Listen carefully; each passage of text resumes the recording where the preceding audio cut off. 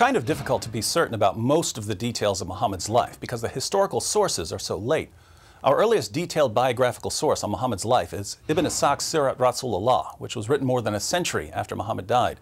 And we don't even have what Ibn Ishaq actually wrote. We only have an edited version by Ibn Hisham. And Muslims don't even pay much attention to Ibn Ishaq. The sources they used to learn about Muhammad, their main hadith collections, were written 2 to 3 centuries after he died. So we're dealing with some very late material. But if we take the Muslim sources at face value, the story of Muhammad's life goes something like this. He was born around 570 AD in a city called Mecca in what is now Saudi Arabia. His father, Abdullah, died before he was born, and his mother, Amina, died when he was 6 years old. After the death of his grandfather, Muhammad was raised by his uncle, Abu Talib, leader of the Banu Hashim clan. While he was still young, Muhammad began working in the Meccan caravan trade, which put him in contact with diverse religious traditions. When he was 25, he married a wealthy widow, Khadija, who was 15 years older than he was. With more leisure time, Muhammad developed the habit of retreating to a cave on Mount Hira for prayer and reflection, as was common for the polytheists of the Meccan Quraysh tribe. So it seems that Muhammad was very interested in religious matters long before anyone believed he was a prophet. During one of his yearly retreats, Muhammad became convinced that a jinn or a demonic spirit had possessed him and had ordered him to recite some verses. The verses said, "Read in the name of your Lord who created man from a clot of blood. Read, and your Lord is most generous, who taught by the pen, taught man what he did not know."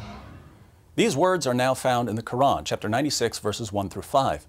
So this is when Muhammad started receiving revelations that would eventually become the Quran. But again, he didn't think that they were revelations at this point. He thought that he was possessed by some sort of poetry demon.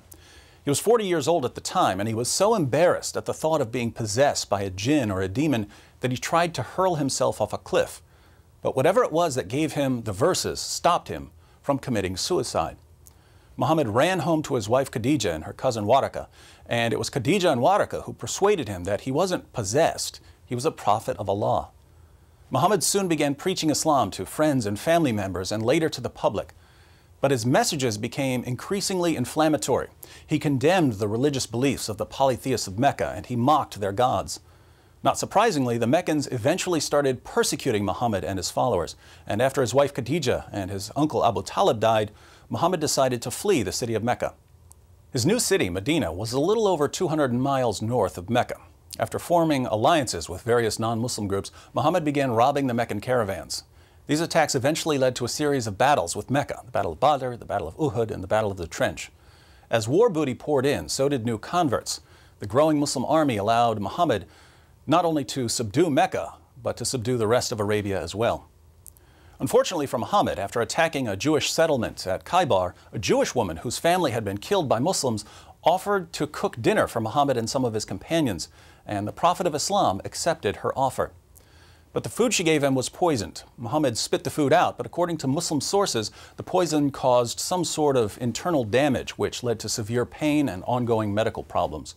Muhammad suffered an agonizing death a few years later in 632. So to put all of this together, we can divide Muhammad's life into 3 main periods. There's the time before he claimed to be a prophet. This would be 570 to 610. There's his time in Mecca after he claimed to be a prophet. This is 610 to 622. And there's his time in Medina as a prophet. This is 622 until his death in 632.